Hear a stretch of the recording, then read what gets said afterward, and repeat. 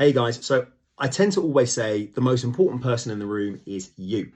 What I mean by that is that if you are not looking after yourself, how can you really look after someone else? How can you give best practice if you're knackered, fatigued, exhausted, disillusioned, depressed, if you're burnt out?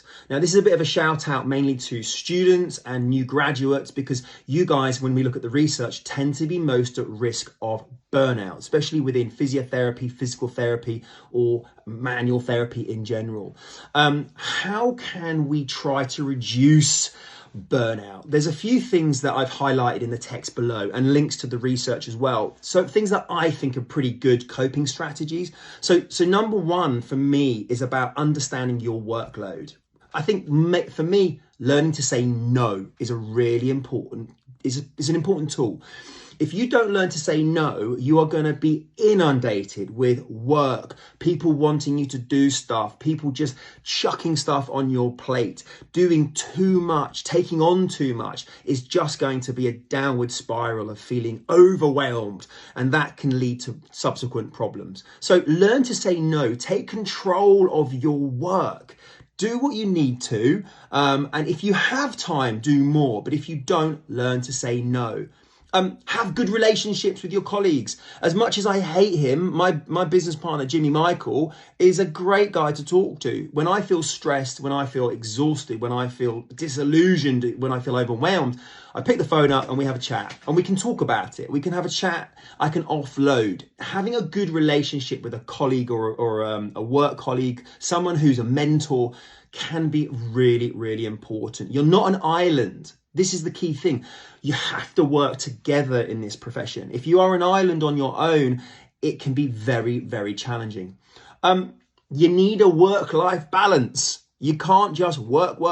I say this from personal experience. So the first sort of 10 years of my career, I put my head down and I literally didn't take a day off. There are pictures of me from years ago and I am just gaunt, white, exhausted.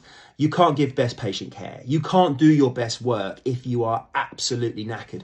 You have to be fastidious. You have to basically have a good work-life balance. There's loads of videos of me doing silly handstands, but the reason why I do so much training is because it means I can turn my phone off. It means I'm not thinking about work and I can just spend a few hours as often as I can doing my exercise. It's a great work-life balance for me to de-stress.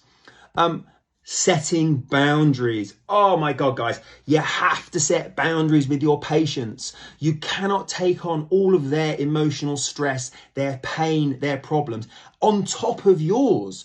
You are just literally going to explode. Some patients, I refer to them as like emotional vampires. They'll come in and after your treatment session, you feel exhausted and mentally drained. Have a question with yourself. Should you be treating that person? Maybe it's better that you refer them on to someone else. If you see someone's name in your patient list and your face drops because you're thinking, oh my goodness, I just can't face this person, maybe think about referring them to a different healthcare provider, because ultimately you have to look after yourself. And finally, I'm a big fan of learning. So for me, I keep learning. I mean, maybe it's a little bit of imposter syndrome, but I'm a big fan that there's so much to learn. The more you learn, the more confident you feel, the more happy and satisfied you feel, the better care you can give. If I'm ever in a situation in clinic or when I'm teaching or if I'm talking to someone and I come across a point or something that I think, do you know what, I'm not 100% sure about that, great, I'll write it down and then I will literally go and I will read about it and I'll learn about it. You will never lose on education. It will always help you in the long run. So guys, you have to look after yourself. If you are not looking after yourself, how on earth can you look after your patients? Avoid burnout. These are a few little tips for you to think about. 2023, new year, new you. Set goals, set boundaries, and smash your clinical practice. Boom.